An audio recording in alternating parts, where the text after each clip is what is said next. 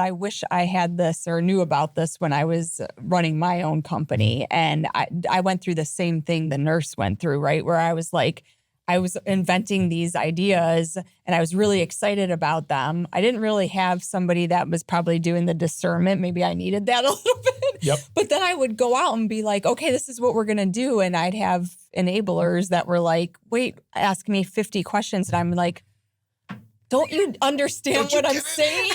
Yes. It should just come. A lot of inventors that are owners they see the finish line. Yeah. And they're totally missing all the speed bumps in the middle. Yeah. And they just know we'll get through it, Yeah. right? And they just have the confidence and the understanding that we'll just figure it out. Yep. Not really. Yeah. Your team isn't at the same level that you're at. And so when you take a step back and you start to realize that, you lean on your discerners. What am I missing here? What did I not clarify in this piece? You lean on your galvanizers. Am I clear on the why we're doing this, right? Yeah. And then you lean into those people, you start to think differently. And some of the challenge is if they're missing a genius. Mm-hmm. Like if you've got an organization that's lacking one of those lanes, you're skipping them 90% of the time.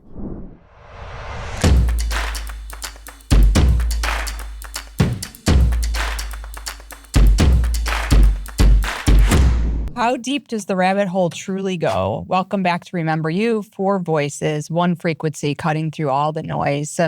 You've sat in the retreats, swallowed the teachings, faced every shadow they told you to face, and the chains still hold you down. Until now, this is your weekly integration past the wall of fear, into balance, into freedom. There's no destiny, only internal remembering. Today, we're learning how clarity in your working genius can free your energy. We're pleased to have a special guest, Justin Wilhelms, the founder of JW Innovation Coaching, acting as a fractional CEO, helping owners enjoy work again through clarity, accountability, and using the working genius.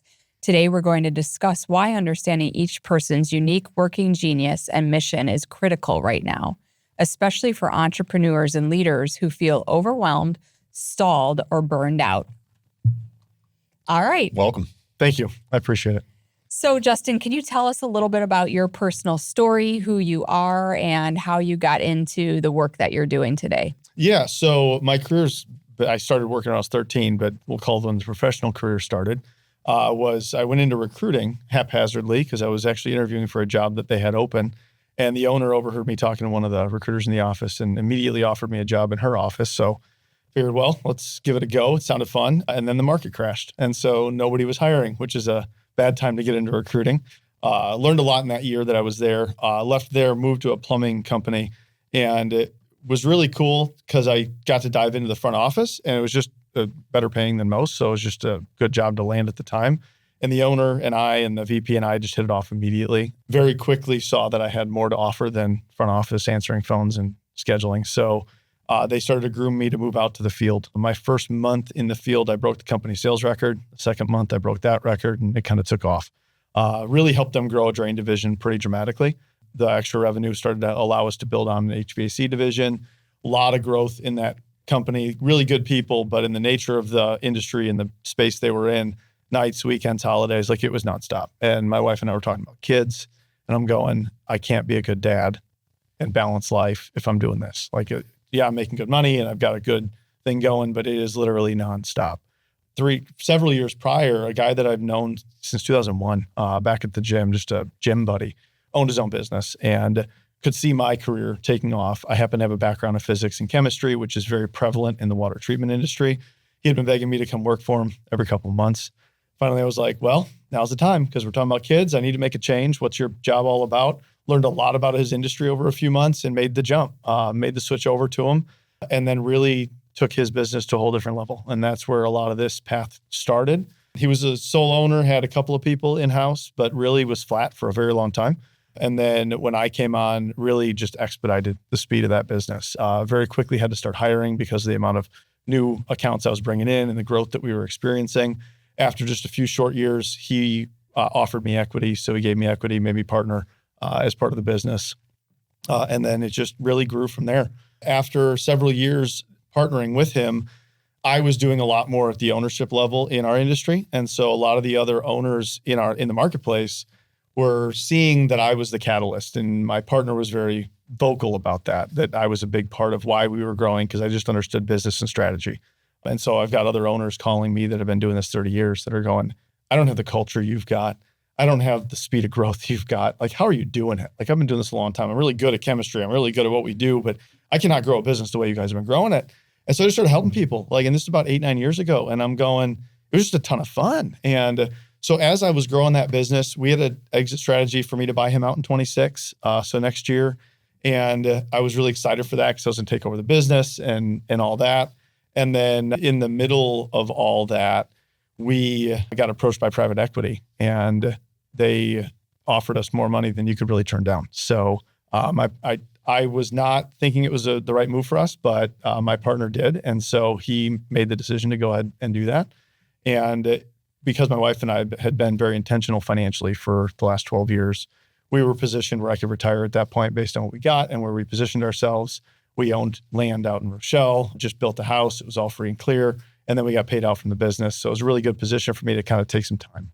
And then as I reflected, God and my pastor and just getting into the word with a lot of other brothers that I've got in Christ, were I needed to do something that made an impact, and realizing that I've been doing this type of work for almost a decade made it very easy for me to realize that, like, I love doing this. I don't get tired. Like, when I sit down with people, and we'll talk about the Working Genius a little bit, but man, I could do it 10 hours a day and just still go. And to be able to live a life where you can give back to other people, lift other people up, and do something that God built you for is kind of cool. And so that's kind of how I got to here. I didn't really realize that this style of work was a job or that's something you could get paid for until about 3 years ago, when I was looking at potentially starting a franchise and found a coaching franchise and realized, oh, wait a second, I've been doing this for a long time and you get paid for that? And I've been doing it for free. And so that's how I realized I could make a business out of it. So then I got creative, thought of a name, put a little logo together, and then started. And so really I've been doing it officially since the beginning of 25. So January was really when I landed my first client and made it intention to grow the business. And now we're here today. So it's been a lot of fun. Great. Awesome. Okay. So tell us a little bit about how you grew the company using Working Genius. And when at what point did you realize that people's inner energy was either dipping or ebbing or flowing, and how they expend their inner energy really matters in work and at home? Yeah. So I'll talk a little bit about the Working Genius at a high level. So the Working Genius is really a tool that you can use to get an assessment on somebody. And the results of that tell you how to use them in a more productive fashion. So the idea is you look at anything that you do inside of a business as workflow. And so the Working Genius breaks down workflow into 6 different steps. And so everything that you do goes through those 6 steps. The difference is, if it's a really big thing, you might spend more time in a particular step. If it's a super small thing, it flies through the steps a little bit faster, but you always hit all 6 steps. So they created a cool little acronym called WIDGET to help you remember it. And that stands for the 6 different steps. And so those are wonder, which then moves to invention, which then moves to discernment, galvanizing, enablement, and tenacity. So when you think about workflow, wonder is that pie in the sky idea. So a lot of people are very familiar with like a medical office practice. So I like to use that as a good example.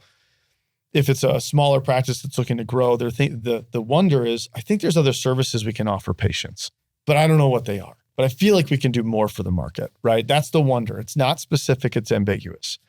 From there, invention kicks in. So somebody with a genius of invention goes, okay, well, we don't offer a lot for weight loss, or we don't offer a lot for diabetics, or we don't offer a lot for this particular subset of the market. So then you start to think of those ideas.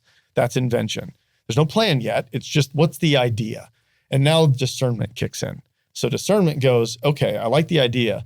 We don't have the platform for this, or we would need to add somebody on who has this particular skill set, or here's what it would take to craft it out. So discernment literally chews it apart. They're going to go, what is the plan to properly execute what we're doing? How do you put the step-by-step instructions in, not miss anything, to be able to actually execute on making this something that we add to our existing portfolio? Then galvanizing kicks in, and they're the why. So everybody always, in today's market, we talk about why. And so the galvanizer is the why. They're going, okay, I love the plan. Why the heck are we doing it? Like, let's get an understanding of, like, why should people be excited? Why should we care? How does this make our lives better? How does this make our customers' lives better, right? So the galvanizer is the cheerleader. They're the one that puts the energy behind the motivating factor that actually pushes that cart forward. And they're going to take that and transfer that into the enablers of the group. So enablement is the one who needs you to hand them the checklist, hand them the plan, and the excitement behind why we're going to do it. And they're going to take and go, got it, I'll run with it. And they are checking boxes. They're crossing things off the to-do list. They love to get things done.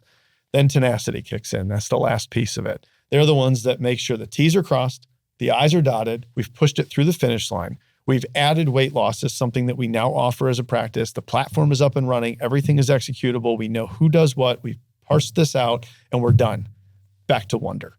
And so in my business, as we grew, before I got introduced to the tool, I'm invention discernment. So as a business owner, that's really applicable because you're always thinking of the new ideas, how we continue to grow, creating a plan and trying to execute on it.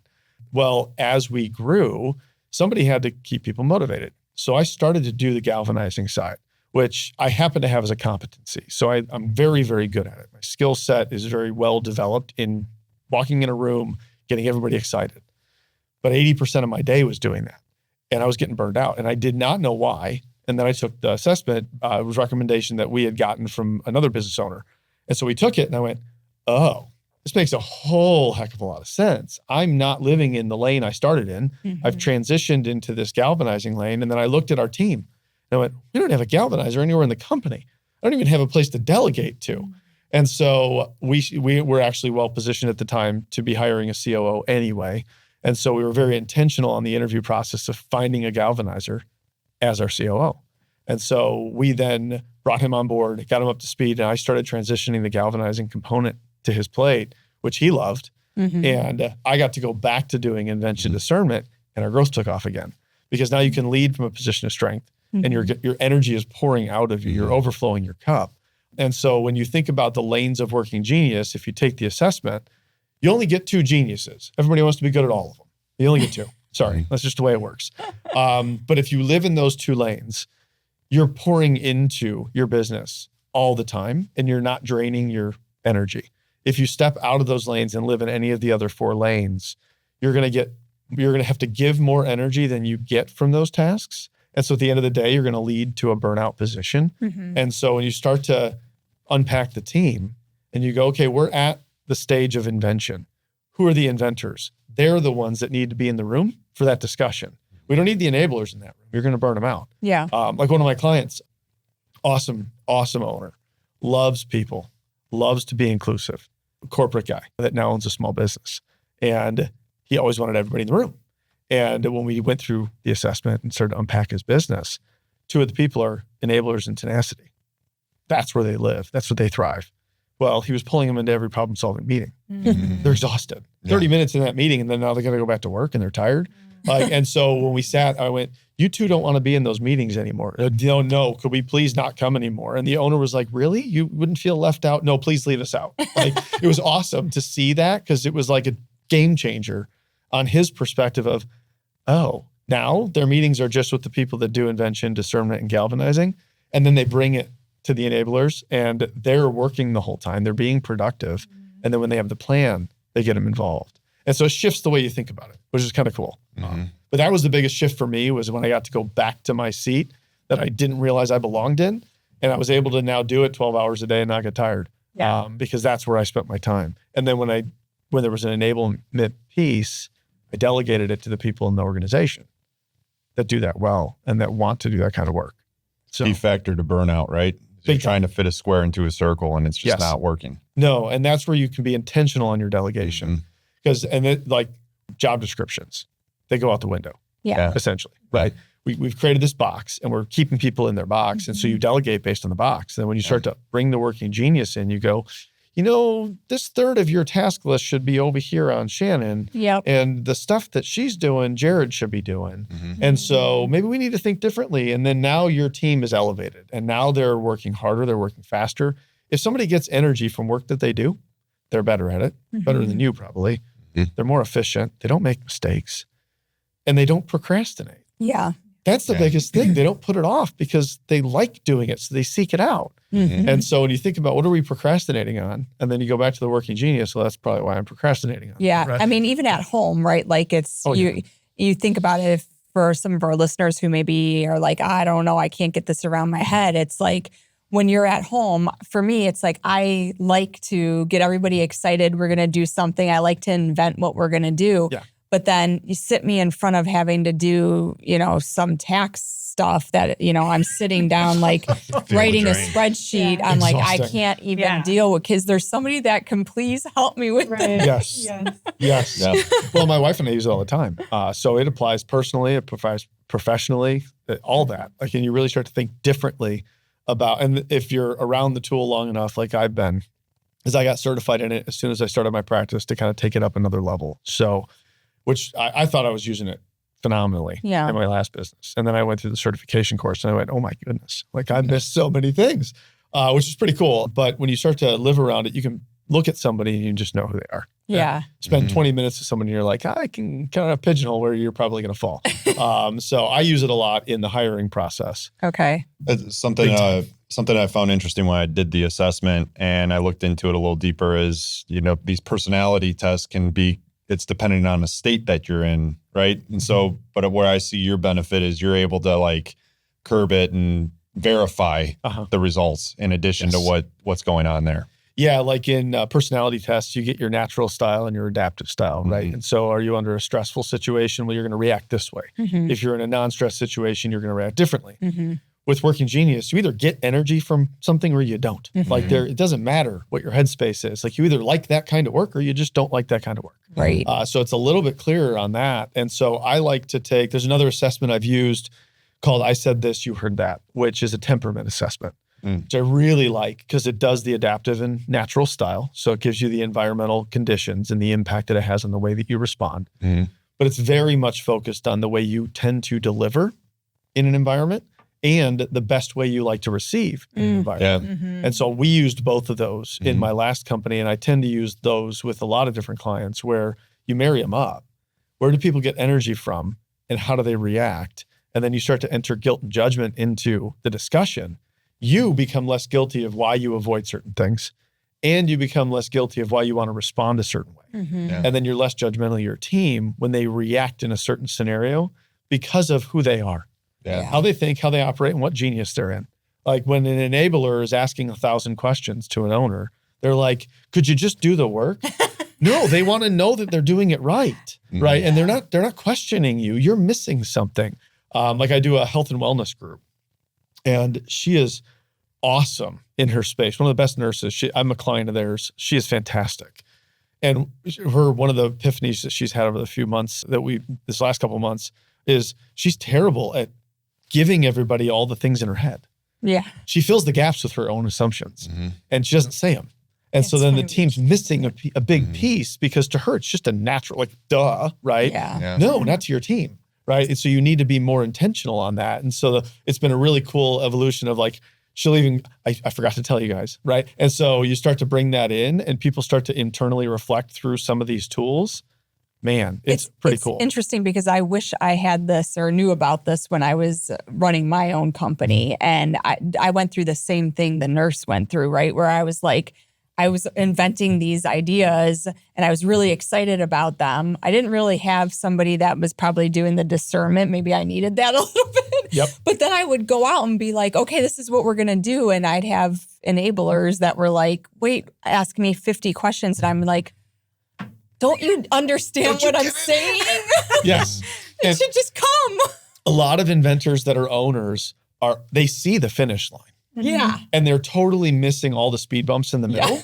And they just know we'll get through it, right? And they just have the confidence and the understanding that we'll just figure it out. Not really. Your team isn't at the same level that you're at. And so when you take a step back and you start to realize that, you lean on your discerners. What am I missing here? What did I not clarify in this piece? You lean on your galvanizers. Am I clear on the why we're doing this, right? And then you lean into those people, you start to think differently. And some of the challenge is if they're missing a genius. Like if you've got an organization that's lacking one of those lanes, you're skipping them 90% of the time. My very first client, one of the things that we found was they did not have an inventor. They did not have a galvanizer. They did not have a discerner. Like they missed 3 of the biggest steps in the piece of planning, right? So they went from the owner's wonder to I'd like to do this or grow in this space or whatever, to execution with no plan, no understanding, no why. And everybody was like, what are we doing? Right. And the China shop. And you take a step back. But the reality of it is a small business might not have the feasibility of hiring 3 people. I was going to say, like, as a solopreneur, right, where you got to juggle all 6, basically, and that's where burnout occurs. I've experienced that myself. I know you went through that, and you've gone through that as well. So, like, what would you? And I'm sure you've gone through it yourself. Like, so how do you set the runway to where you can finally take off and get to that point? There's 2 factors. One is understand your procrastination and realize you just got to get over it. Suck it up, buttercup, right? Like that kind of thing. Like just do the taxes. Because you're just going to need to do it. And as you grow, a lot of this comes down to when you're ready to delegate. And it's either delegate because you have the bandwidth to hire somebody full-time, or especially in today's world, the freelance market is so huge. Like my world is fractional for a reason, right? And so there's people who are in that middle ground where they aren't ready for the hire, but they need the help. And so you can be very intentional on that. If you can hire out the tasks that you're basically are burning you out at 1/4 of what you would make on the same hourly rate. So say you're making 100,000, right? And there's so many opportunities out there with freelance work. If you can find somebody that is able to do it for $12.50 an hour or less, you're buying your time back. And you're going to make more money doing the things that you do well by paying somebody to do the work for you at a fraction of what you would make if you just did it yourself. Because it's going to, honestly, what's going to take you 4 hours is going to take them an hour anyway. So let's be realistic. And the quality is going to be that much higher. The quality is going to be better. They're going to think in that lane. And then this is where you can use the genius, the working genius, as a sounding board in your own mind of how you're going to ask people certain questions. Like I've crafted a really good way to do the interview, right? Same questions every time. I don't care what genius we're targeting at. The answer is what tells me. So you're going to ask somebody, so in your previous company, when there was a big problem that needed to be solved, how was that done? And what did that look like? Now, if you notice, it's a very generic question. Right. I didn't ask how you did it. I asked how it was done. So you're doing it from a neutral third party. You're doing it from an outside perspective looking in. So you don't gear them in the wrong angle. You give it very broad and let them respond accordingly. If they're an enabler, they're going to explain to you how the organization built the plan and the value you brought with your level of execution. If they're the inventor, discerner, they're going to explain to you the process they went through to develop the plan as a part of the energy. Because the way they answer it tells you which genius they are. I heard you as you were explaining yourself, you as an enabler in a sense was like that was coming out as you were describing what you did to get to the point where you're at. And so that's where you start to think about it from an interview standpoint. How do they react to the different broad questions that you give them? And you can already start to read where they're going to fall. And so we'll do that a lot in the early stages of the interview process. And when we think we've got the person that has the geniuses we anticipate, then we'll give them the assessment before we officially hire them, and then walk through it and see if they agree with the results of the assessment and if they line up with what we think it's going to say based on the conversations we've had. And I found that really helps with the onboarding process because you're bringing in the right people that have the skill sets that are filling the gaps. But the other point that I was going to make is, especially in that small company that I started with, the way we had to leverage in the interim is the competencies. So competencies are that middle ground, right? You can do them for a period, not the majority of your time, but you can do them more than your frustrations, but it shouldn't be the main focus, right? And so you want to look at, if we're missing a galvanizer, okay, who has galvanizing as a competency? And you want to share the load amongst those people so that it's getting done. We're leaning into that lane, but nobody's having to hold the baton. We're passing it around so nobody gets burned out by it. So the majority of their time can be in their genius. I found the best balance of looking at the 6 geniuses is a 60-30-10 split, meaning you want to do 60% or more of your time in your genius, 30% or less of your time in your competency, and 10% or less of your time in your frustrations. Nice. So as a solopreneur, the very first thing you do is the frustrations.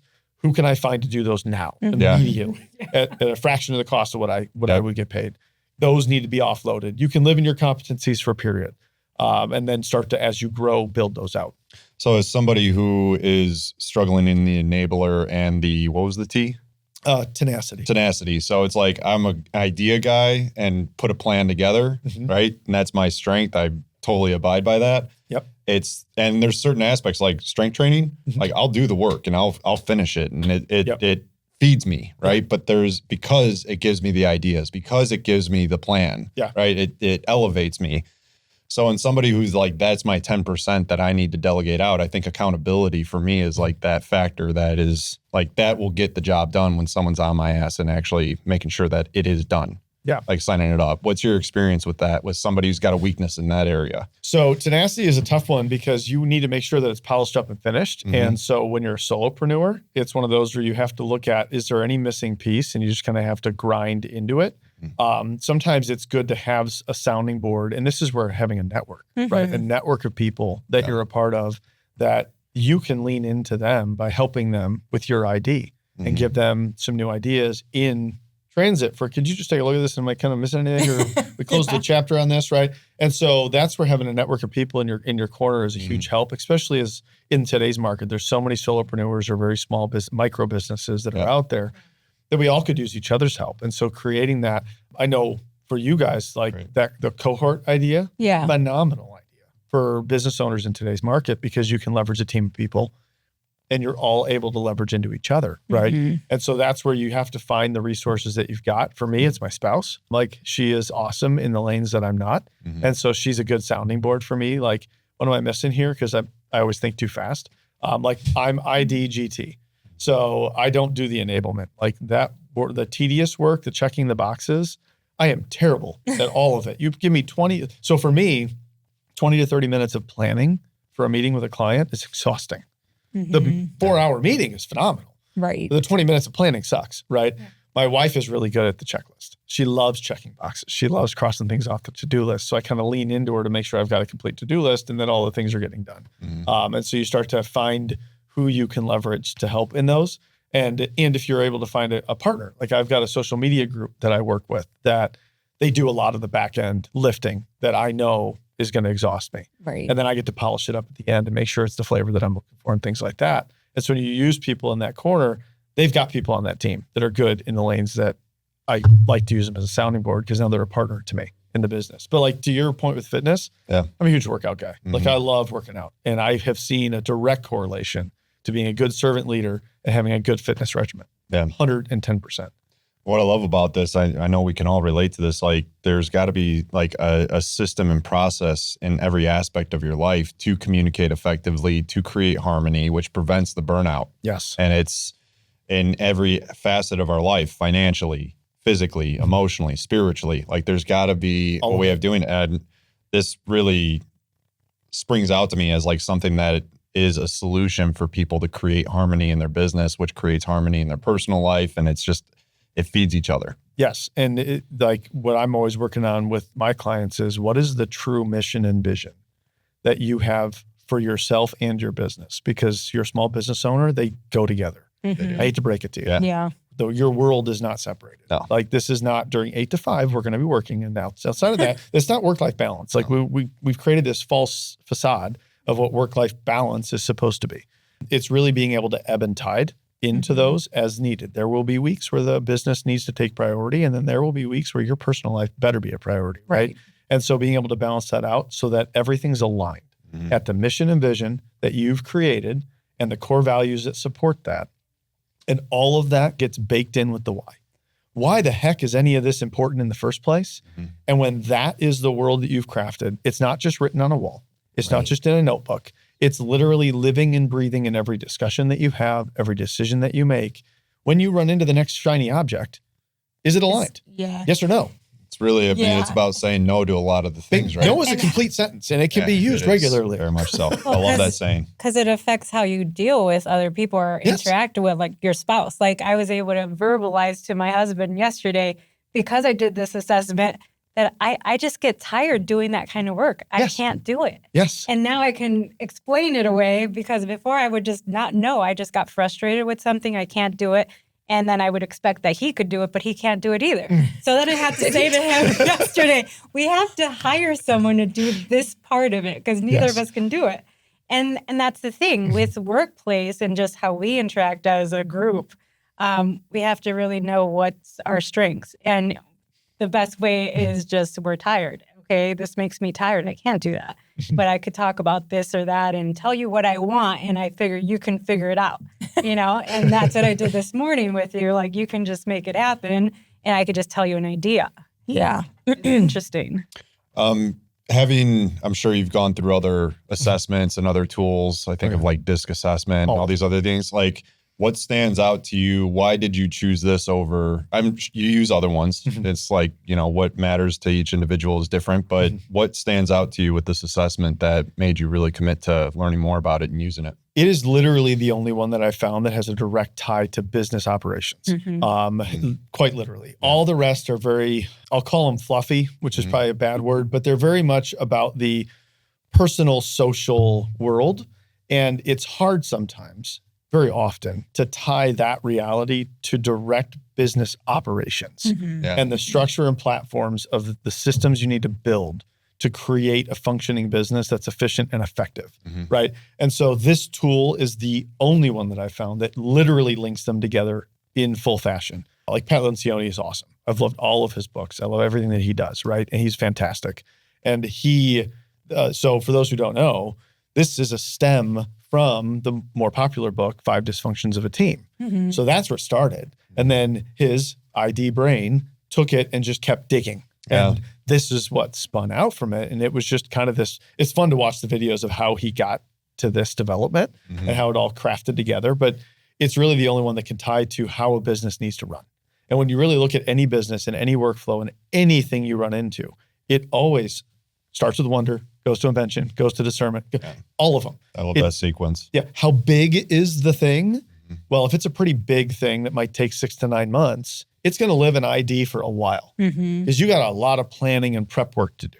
If it's a simple task, it's going to pump through those so fast that you're just going to fly through, but you still have to go from somebody has to come up with this crazy idea, and then we have to invent something from it, and then we have to make a plan, and then we have to get everybody to understand why we're doing it, and then we have to do it, and then we have to make sure it's done. Like, big or small. And so I like that it does that. And then now you can look at, okay, where do people enjoy those lanes? And then you can be intentional on who we pull in when and what order we do that.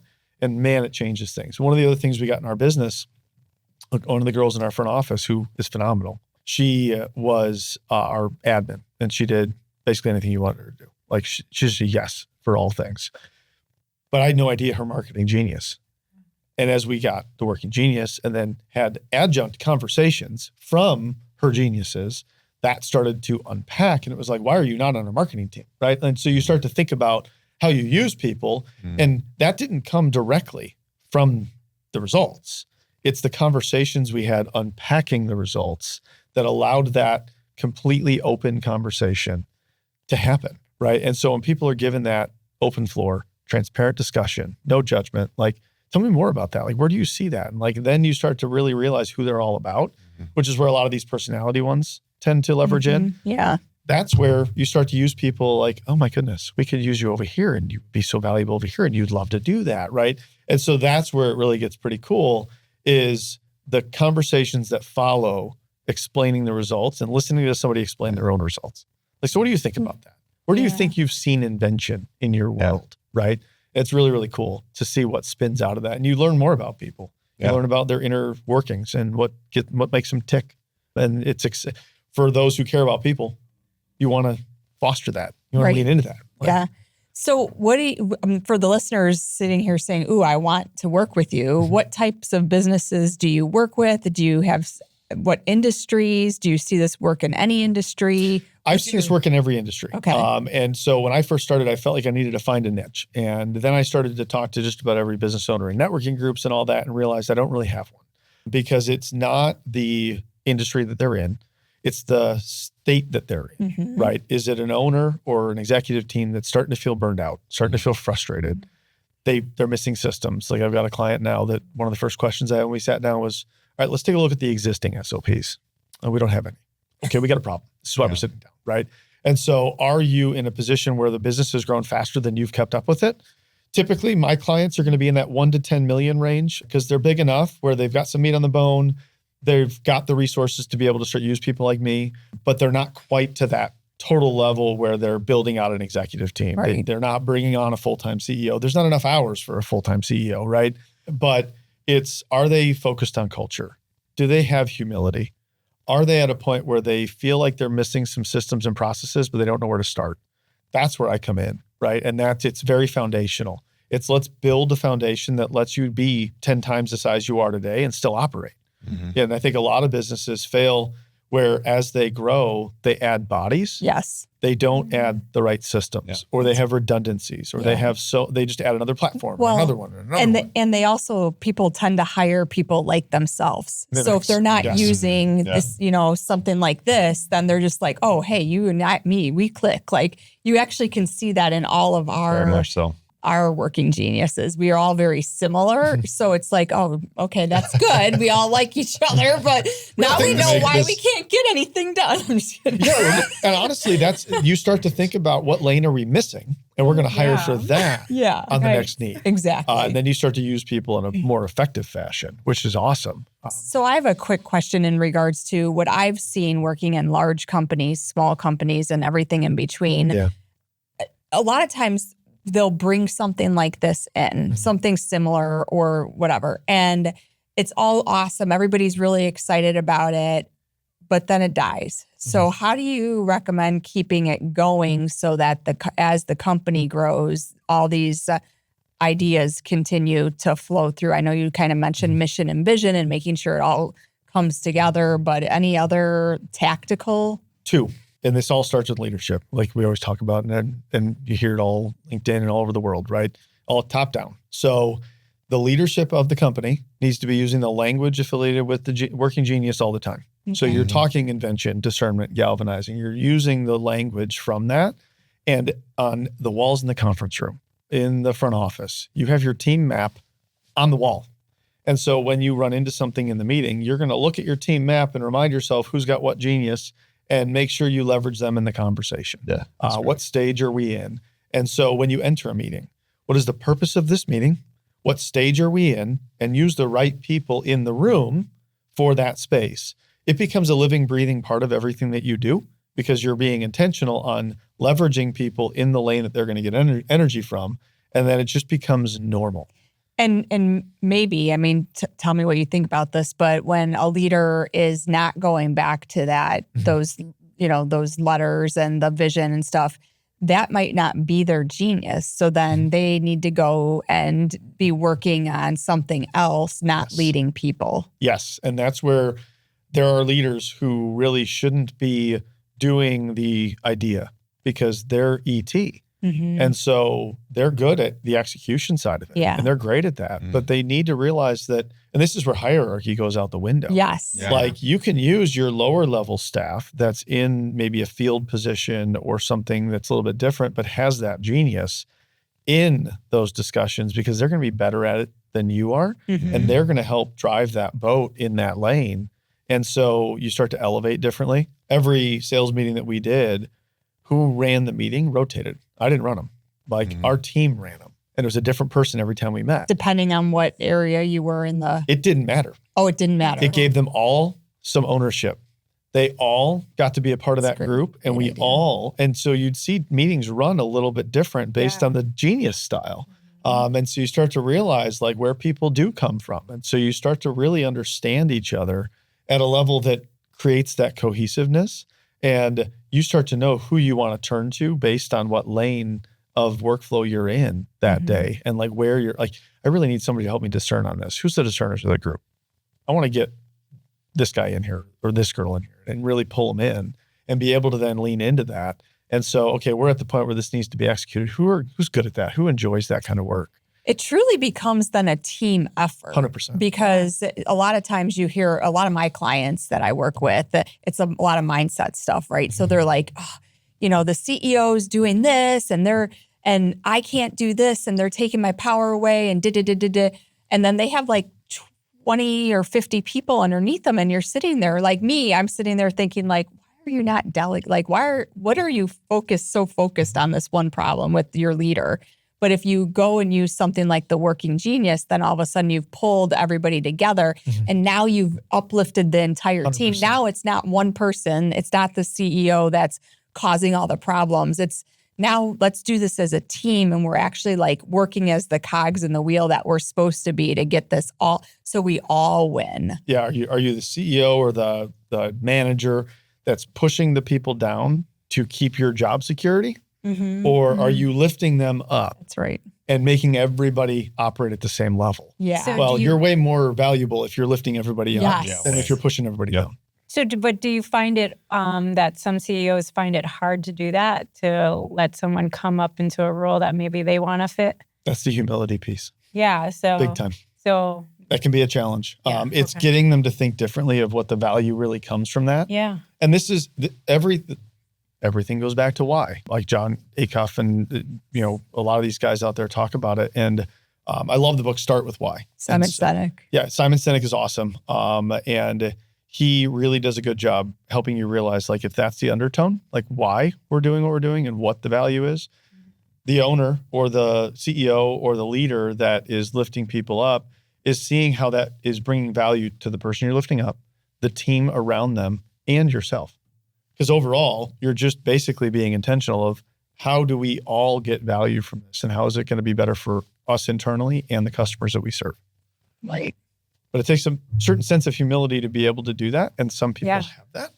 And some people need to learn that. Yeah, that's what I thought. Maybe that's most people have a hard time. So, Yeah. like, how do things get done then? In coaching and consulting, you're kind of evaluating the client in and of themselves. How open-minded are you? Yeah. Right? Right. How willing are you actually to Mhm. take responsibility for everything that just occurred and why I'm here in the first place? Right. Yeah. How stuck are you on Yeah. that? Yeah. And I had a potential client that it was kind of an open check that I turned down because we sat down and they had a business. There were some culture issues and there was some process foundational issues. And the reason they got introduced to me was they wanted to basically open a whole new arm to it, which would be fairly autonomous, but bolted on. And as we started to evaluate it, I realized that the foundation that they were putting it on top of was going to be a problem. And so we needed to kind of recraft a few things to be able to create that and allow it to synergize properly. And when I told that to the owner, he goes, no, this business is fine. I want to do this. And I was just like, I'm telling you, this is not going to work. And he goes, well, whatever it costs, I'll just pay you to help me get this going because I know you can do it. Oh, I know I can, but it's going to fall apart. And he just would not accept. His ego was in the way. And I said, honestly, this is going to work out. You need somebody that's just looking to take your money. Like, I'm not a good fit. And that's okay. Right. And Good for you. you have to be realistic about that. Like, I wanted to succeed. I don't care about, like, the money's nice. I want to get paid for my time and everything, but I'm more worried about the results. And like, are your people going to be happy? And are you doing the right things? And have you built the right setup for success for the next level? And like, where do you want to be in 15 years? What does your exit look like? Have you even thought about that? Right. And how does that legacy go?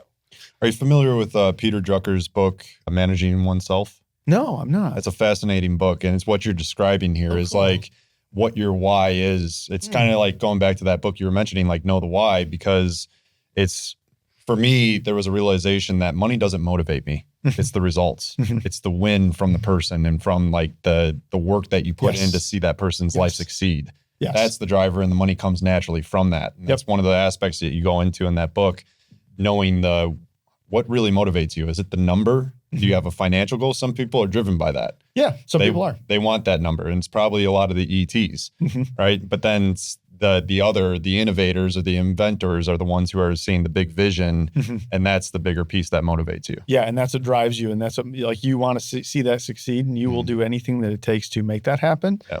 And I just posted about this the other day. Like, the money will just follow. Like, don't chase that. Yeah. Because it'll happen if you're doing the things It's a byproduct. that you've been designed to do, right? And that's what makes it really, really cool, and that's what drives you forward. Yeah. And yeah, I'm in the same boat. Like, I love seeing the success of it, and I love seeing things that get built that are fortified and that work well and that will be long lasting, right?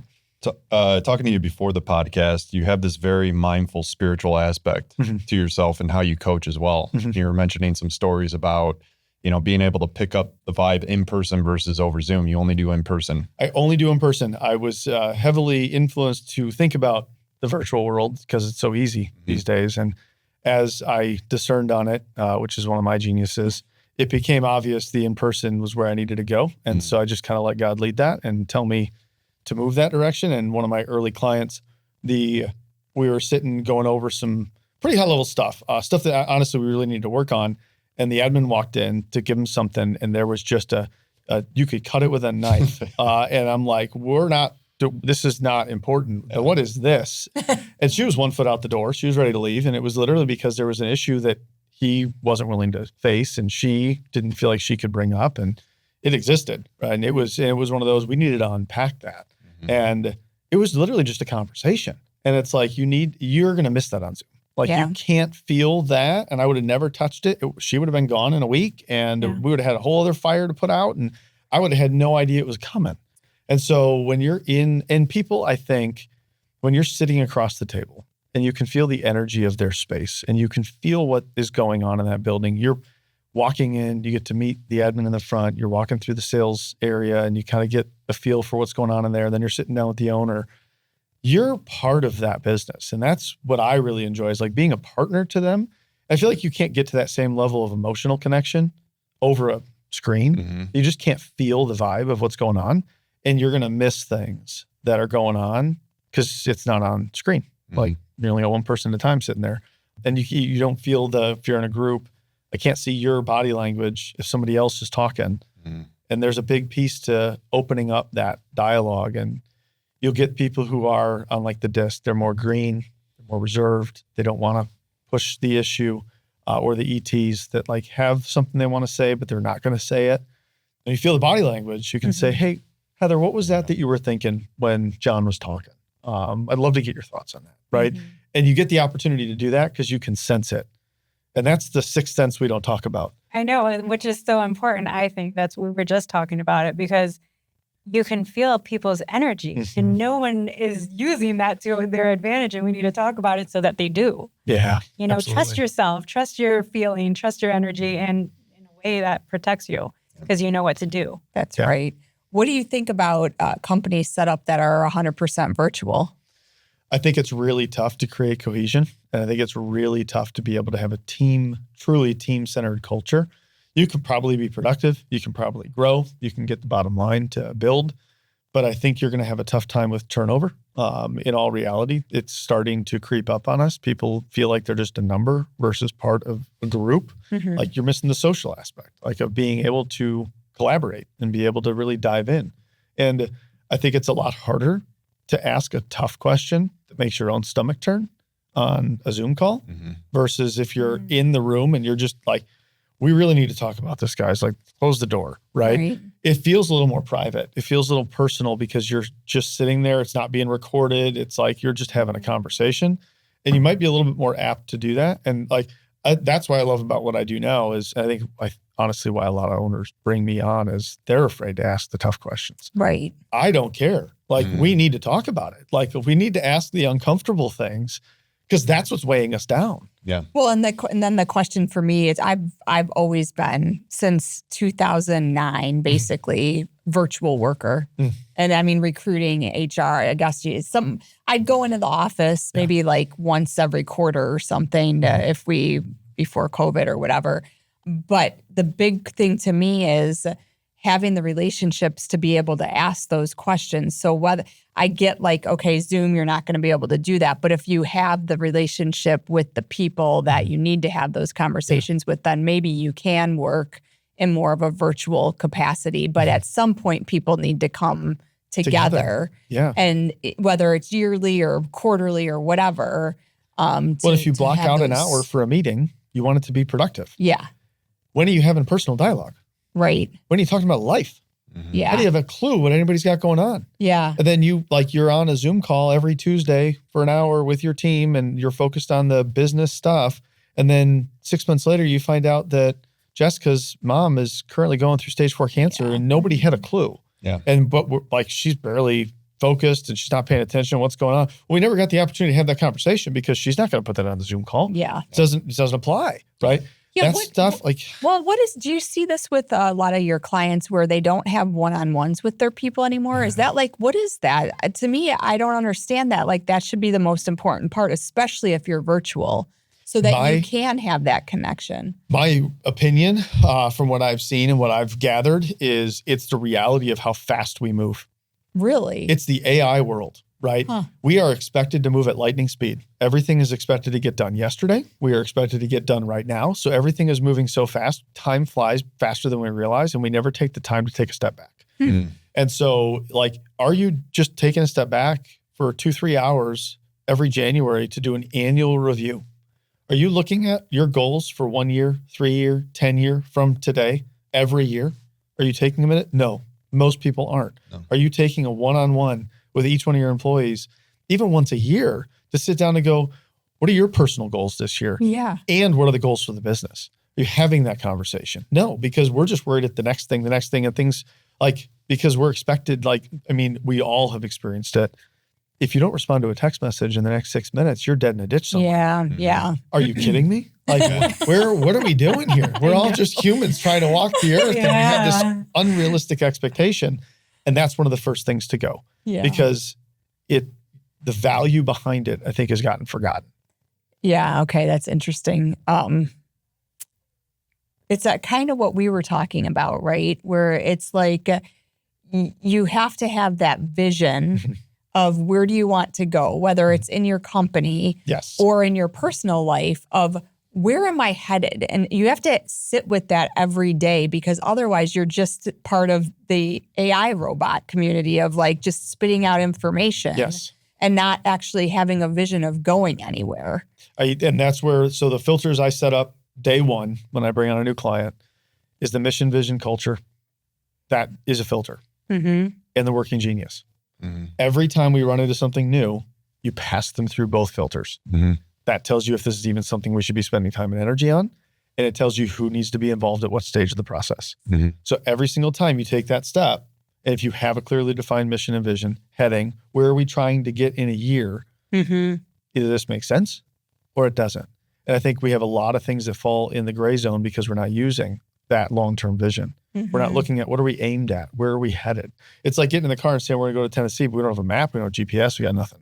Yeah. And I can give you an example of how that affected my own company. So like for me, I had this whole vision when I started that I was going to match people based on their mind, body, and soul to jobs instead of being boxed in, right? Like we've talked about. And I was like, this is awesome. Went to go get some PE money. They're like, oh, this is great, but you need to make some money first. Like, it's just an idea and it's a little MVP. Create some revenue. Yeah, exactly. So I did, and I landed a huge client.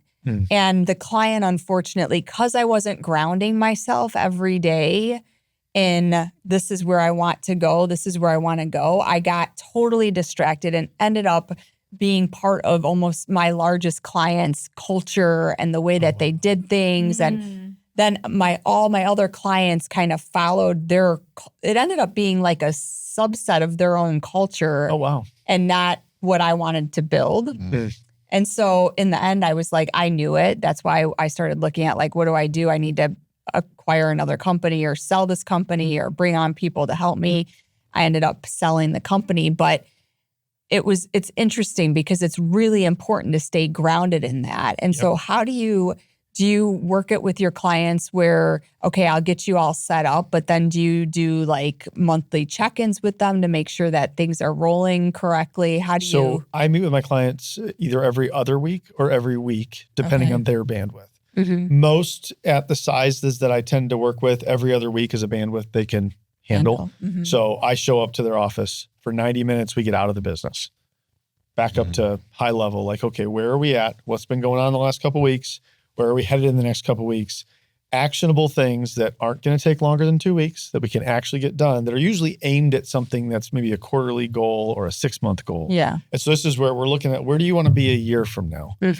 Where do we have to be each quarter to be the stepping stones to get there? And then when we break it down in our meeting, what do you have to do in the next 2 weeks to meet that quarterly goal? And then are we on track? And so it's maintaining that accountability. And then between the meetings, I'm a phone call away. So there's times where they'll get stuck and they're like, hey, I got to here. I don't know if I'm going to make it. What am I missing? Let's parse through it to get you back to work, right? And so it's keeping the cadence where you've broken it down into bite-sized pieces. And I think a lot of people, they'll create maybe that longer term, like I want to get to this massive size. And they haven't thought about the 1,000 steps that it takes to get there. And so like I've got an owner where they need to really figure out how to have drawings made at a professional level for the world that they're in because of the size projects they're working on. There's a process to that. And so he's like, well, we just need to find somebody to do it. And I go, okay, well, what does that look like, right? When we unpacked it, this is a 10-week job. This is not it sounds overnight, Right. but it's not. And so then it was, okay, well, here's step one. You don't have the time to do that. Who in your organization can we leverage that has the right genius, has the right drive, knows how to ask questions? Yeah. And so we did. So we leveraged one of his team members who I actually was on the phone with just before I walked in here with an update on what's going on. And so she'll have 3 people for him to vet before the next time we get together so that we can keep the cadence. And so you have to break it down to very realistic, actionable things and then go, okay, this could be done. And it's funny because I've had some, they're like, oh, I'll get that done by tomorrow. And I go, show me. Week and a half later, oh, I just finally got it done. Yeah, because I know it was going to take you 2 weeks because I know your bandwidth. I know how much time you have. I think that like I get very personal with my people. And so like when I'm in my clients, a lot of them will tell you, it feels like he's a full-time employee here. Like because I treat it like it's my own. Your business is now mine. I just don't have equity. Like I'm going to own it with you. Right. And so we have to be realistic, but that's where I don't think we break it down to granular size pieces at the level that we really need to. And then lay that over, what do I really have going on in the next 2 weeks? And can I actually do the to-do list I've created? And when we create a to-do list that's unreasonable, and then you fall short, you give up.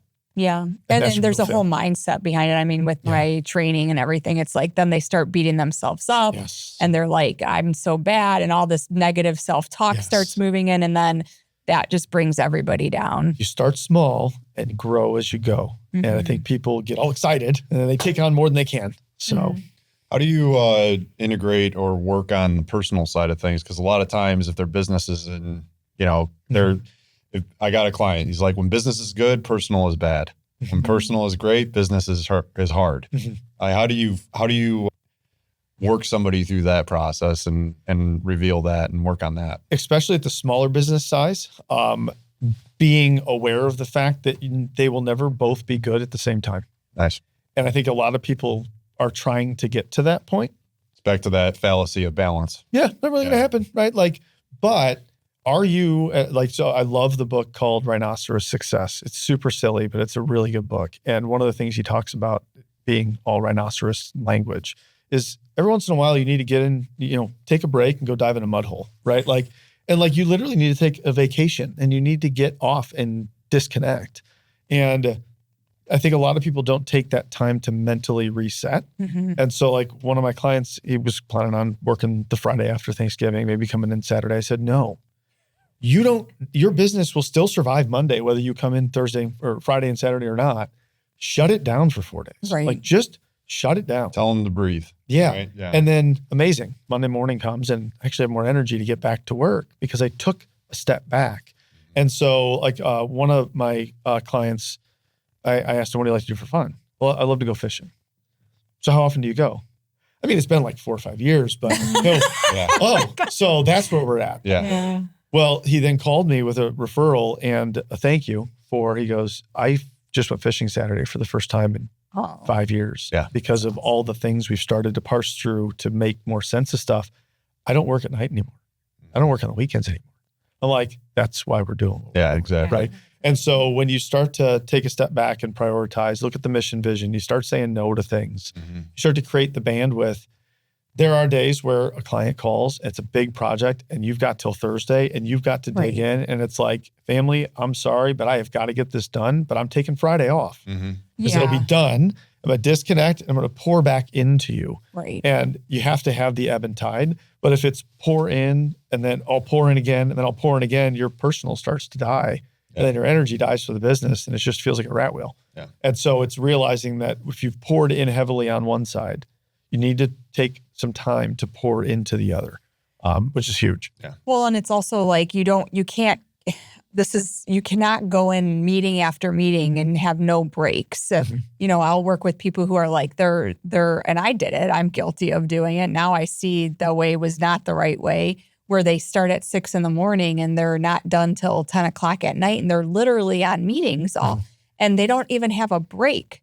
You can't do it. So, you start small, right? You tell them to breathe and reset themselves before they go into each meeting. Well, and the other two things are, I use something called the Eisenhower matrix. I think it's got a few different names, but basically it's taking, in your morning, taking all of the things that are in front of you and categorizing them into 4 categories: urgent and important, urgent and not important, not important, but not urgent, but important, and not urgent, not important. You're only working on one quadrant, urgent and important. The other things are going to sit there until you've gotten through that. Yeah. And then you'll move accordingly. And then when you look at the stuff that is urgent, but not necessarily important, well, then why are we doing it? Is somebody else able to do it, or are we just going to let it pass, right?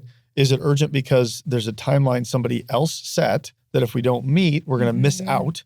How big of a deal is it if we miss out? Just, we don't have the time for it. Right. That's the no, move on. But if it's super important, it's not urgent. If you don't make the time, it will become urgent someday. Yes. Exactly. So keep it in your bandwidth and figure out when you can slot it in. And if you don't think it's going to get slotted in before the urgency is going to kick in, who can you delegate to keep that moving forward? Because your list of urgent and important is longer than it needs to be. And that's intentional. And then I always tell everybody, you've got a parking lot for a reason. Over here are the things that pop up that we're going to get to someday. They're not urgent, they're not important, but there's something that we think has value down the road. Park it over here. There will be a day where you have the time for that. Yeah. It's interesting. It goes back to your working genius. So then the urgent and important things, if they're all not within your genius, go ask for help.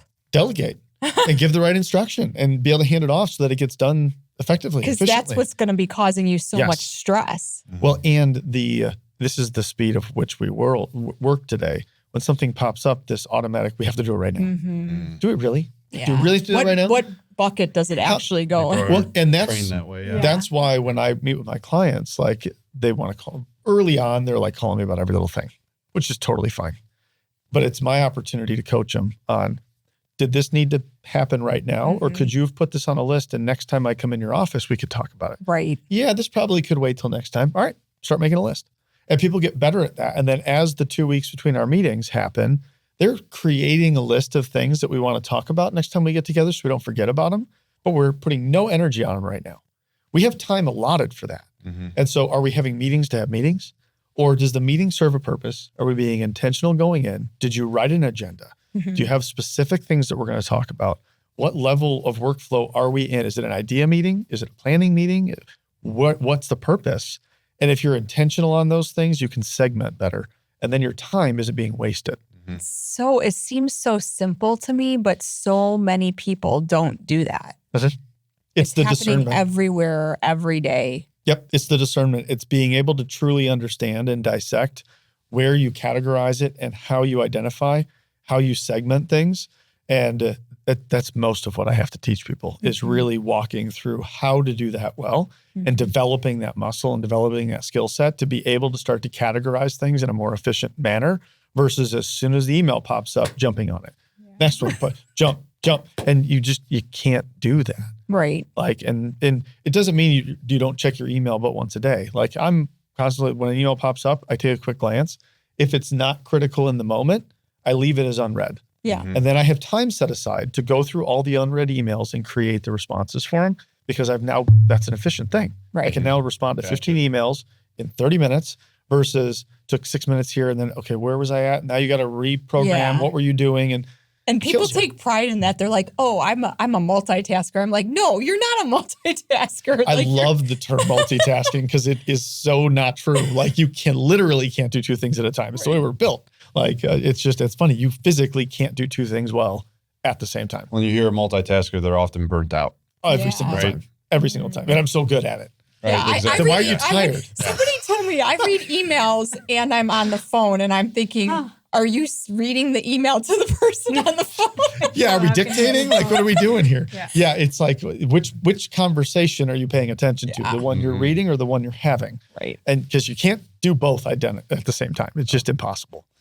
Yeah, people always make me laugh when they say that.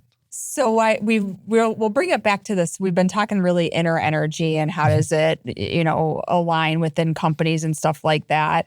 my opinion in today's world with AI and everything that we have going on, this matters more than anything. How do you, the last kind of question from me is, how do you align companies and really make sure that they're not putting people in these boxes and leveraging the technology that's kind of coming out, changing every day, to make sure that their mindset's always there with, okay, we don't need to hire necessarily a human resources person that does just this, but we need to hire a galvanizer, that is able to get people excited about all of our ideas. And then maybe they take on tasks. How do you get people into that mindset? You start with what are the areas that we feel like we're falling short, and internally reflect with the people that you have, and are they being utilized at their full potential? Have you created the right foundation of what you're already working with versus just rush to market to fill a gap? Like, can we fill the gap internally? And are there busy work things that our people are spending time on that the current AI world can take care of? Can we be more intentional about the technology that's out there? Like, I think, and I see it in the coaching world all the time, people so scared they're going to lose their job and that people like me are no longer going to exist because AI is going to replace us. And that ain't going to happen, right? Like, it's just the reality of it. We need to be more intentional on teaching people how to use it the right way and be able to use it to your advantage. Like, I use AI for SOPs all the time because it does 80% of the work for you. Don't have somebody start from scratch. Have your team start with AI, get 85% of the lift, and then polish it up to be specific to your organization. Yeah. Right? That's where you use your people. And then that allows you to start to think differently of what tools are in the marketplace that can speed up certain things that are bogging our people down.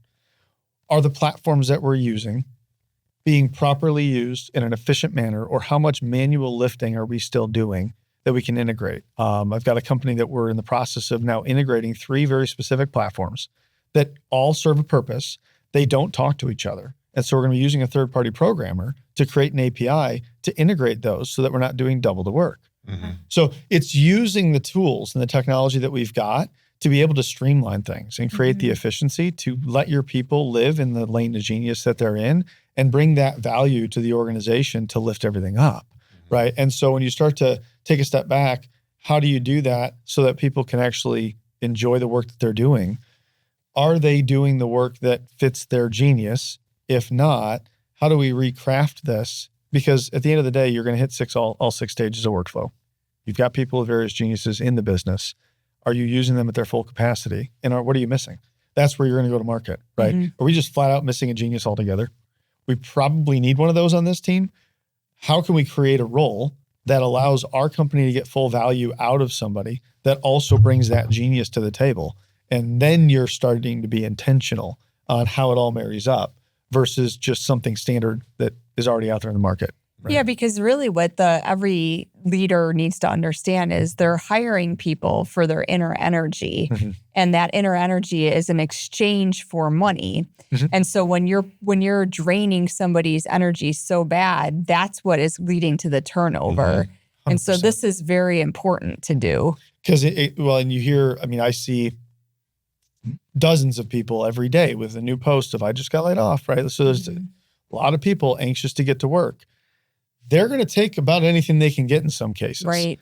And so if you're not intentional on exactly what you're looking for, asking the questions, like really dig into the interview process. You've got a huge background in recruiting. Like, you've got to really dig to get people to be real, and people will say whatever they want to say.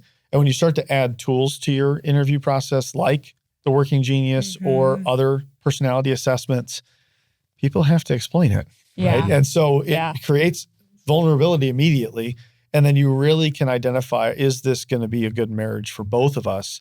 I don't need a warm body. Right. I need another partner to this business. Right. And so when you start to do that, it allows you to start to really be intentional on that, and your team appreciates it. And you've used this obviously, and you've seen companies go from stable, maybe stalling a little bit, to a huge ROI. Can you just share what the ROI usually is? or that you've seen? Yeah, so it really depends on what they're aimed at as to what the ROI ends up looking like. Like some of them, it's an accountability thing. Like people start to lean in and you don't have to remind people to do their job. And people are starting to actually work harder. And it's like the owner doesn't have to have their thumb on every little thing that's in the business. I've had others where their profit goes up, anywhere between 8 to 10% within the first 9 months. And that's huge. And it's literally because you literally made it more efficient. So we are producing more with the same number of people in the same number of hours than we used to be able to, because we've created efficiencies that allow us to do that. And nobody's working harder.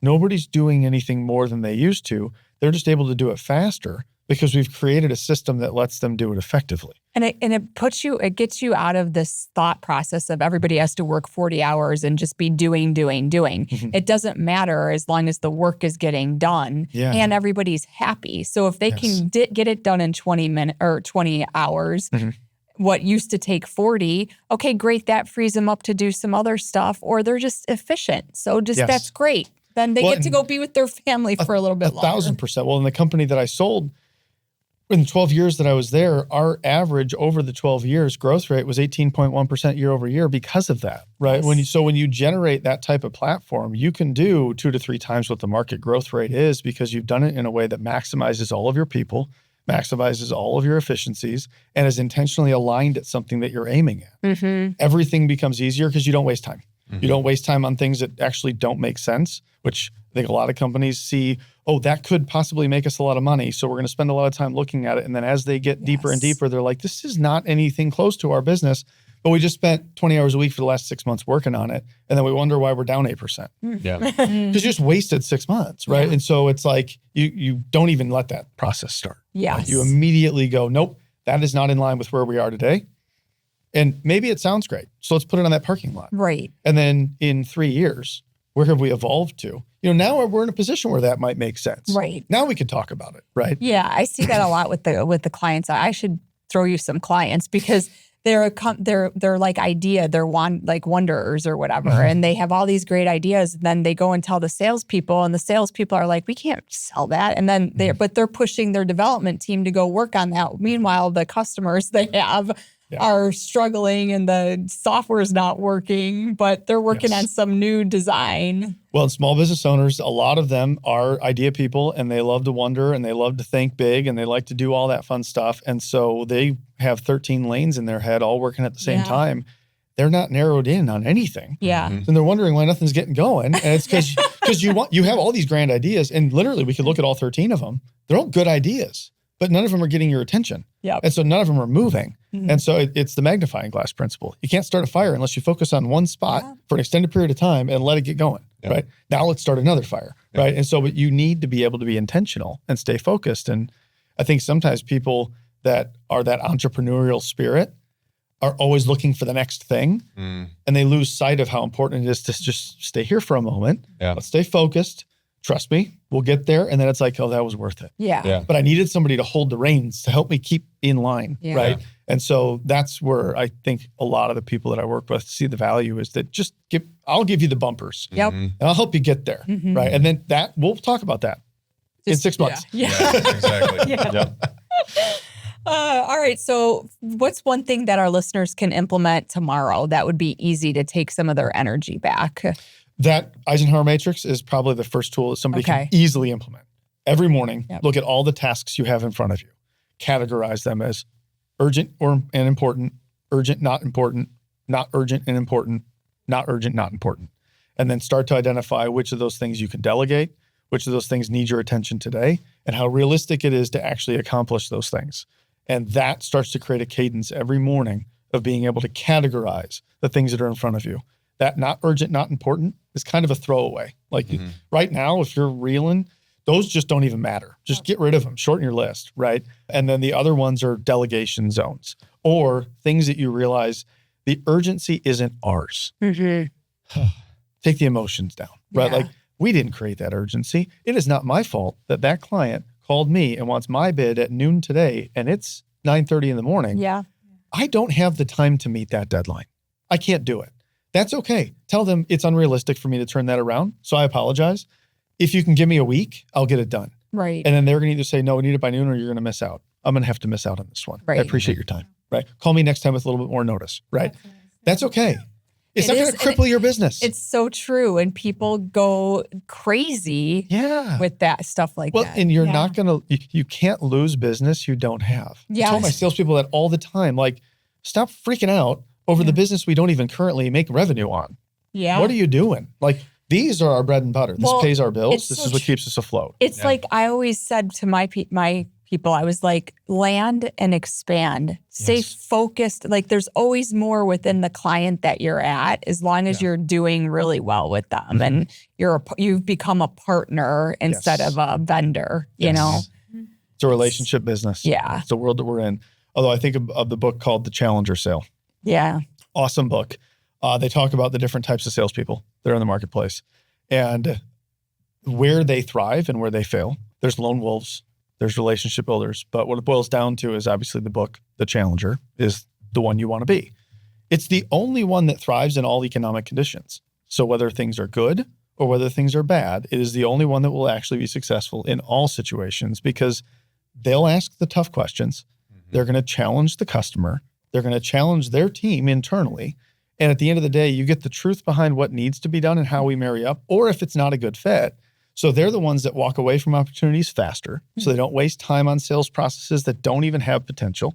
And they get to the finish line faster because they push things forward. They're not just waiting. Like we hired and very quickly fired a sales guy, which was the last hire my partner ever made. And I took him all from there because he was a great guy. He's a relationship builder. He knew everybody. And every building he walked into had an open door because he always brought donuts and he never pressed them. And so it was a list of 100 different opportunities that weren't opportunities. And he felt like he had this awesome, and they were all a waste of time. Yeah. And I realized it every time I walked in the door because he was a relationship builder. He was not able to press things forward. Right. And there's the aggressive, which that's the salespeople we all hate. And there's the assertive, which is professional and appropriate. And so when you start to think about how do you approach your process, you become more effective and more efficient because you weed out the ones that don't make sense. Yep. And you spend your time on the ones that are going to be a good partnership. They're a good fit for you and you're a good fit for them. And so when you start to think about that, you're actually building something that you are being effective in the way that you're doing it. And the partnerships start to develop. Yeah. And that's part of where I even started some of this. I had clients in the C-suite and customers that we dealt with. We did water treatment. And I'm talking to some of these owners and leaders in these corporations asking me questions on their production stuff and the internal way that their office worked and challenges they were having in their business. And that was not even what I was hired for, but I have the mind for it. And they knew it because we had a relationship. Yeah. And so I was actually helping those people just for fun on the side because I also did their water treatment, right? And so it's that type of relationship where like one of them became my hunting buddy. Like, that's awesome, right? And that's what I think business is meant to be, is that we're really all in this together. And how can we best utilize each other to just constantly be growing and making each other better and challenging each other on the personal side. And like, how do we just be better people, right? And so I think there's a lot to that. That's awesome. Last question we have for you. Favorite quote and why? So right now, this has been a lot of stuff that I've been kind of working through with clients and even some friends. A reminder quote that you are where you are as a sum total of the decisions that you've made to this point. Because it applies in literally everything. You think about your professional career. You are where you are because of choices you made, not because of what the world happened to you. It's how you responded when things happened. And you are where you are in your marriage or your relationships because of decisions you've made throughout that process that led to where you are today. You are where you are spiritually. You are where you are health-wise. And it's all boils down to the choices you made in the moments that you were given along the way. And it kind of came, a lot of this synergizes with, as I was reviewing the whole, how do we be thankful and all that in Thanksgiving time and going into holiday season. And all we hear is, I'm so thankful for all the good. And that's all great. I have been more thankful this year for all the adversity over the course of my career than I've ever been, because I wouldn't be where I am and I wouldn't be at the success that I am. And I wouldn't be able to give back to the people that I give back to if it wasn't for everything I went through that was a struggle. It was a challenge that got me to now. So like I am where I am because the decisions I made in those moments to grow not to just shut down. Mm-hmm. And so that's a big piece of where my development has come from. So like, that's where my thankfulness has been focused on, is the adversity. And I'm thankful for the challenges, and I look forward to the next one, because there's a purpose. God's trying to teach me something. And so every time I face something new, what am I supposed to be learning here? What am I supposed to be getting from this opportunity, good, bad, or indifferent? And that's going to grow you faster than just like floating through life. So you are where you are is a sum total of the decisions you've made to this point. Beautiful. I love it. That quote. So true. You got one more. Oh, you got one more question. One more. Oh, All right. just kidding. When you strip away the identity, the labels, business coach, Justin, dad, husband, how do you identify, or who are you? It's a deep question. I like that. I am very driven to, and this has really grown in the last 4 years, to do what God has called me to do and live something that is driving that purpose. We've all been created for something. And so I've been very intentional of like, what's the next thing, God? What am I supposed to be doing next? And so I'm very driven towards that goal, whatever the heck that looks like and wherever that leads me. And so I've been very open to, anytime I get an opportunity presented to me, let's walk through the door. I don't know why we're going here, but we're going to take a look at it, and we're going to learn from it, and we're going to see what the next thing is. Yeah. And so I love helping people. I love supporting people. I love putting people on stage and letting them take all the credit and be in the background to like lift them up and like help with the course corrections and help with the challenges and help with giving them the energy and help with the cheerleading of like, you're doing it, man. Like, this is awesome, right? And I love being that kind of support role, which has been a lot of fun. And a lot of it comes from a Christian community that I'm a part of. I went on a 3-day weekend called Tres Dias, which is a men's weekend. There's also a women's weekend.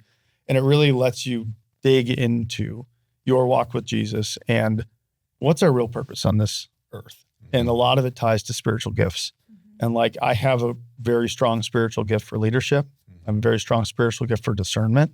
And I can deliver that in so many lanes. And so I'm just driven to continue to pour as much of that out as I possibly can. Hopefully that answers somewhat of what you were. Yeah. What I heard is you're a conduit. You're a channel through God. Yeah. Big time. And a full faith and trust in that. Yeah. Full faith and trust. 100%. Yeah. That's exactly where I'm aimed at, which is awesome. Yeah. It's a lot of fun. It's powerful. It makes life worth living. It does. Yes, it does. Yeah. Any last minute questions? No. Awesome. All right. Well, we appreciate having you on today, Thank you. Justin.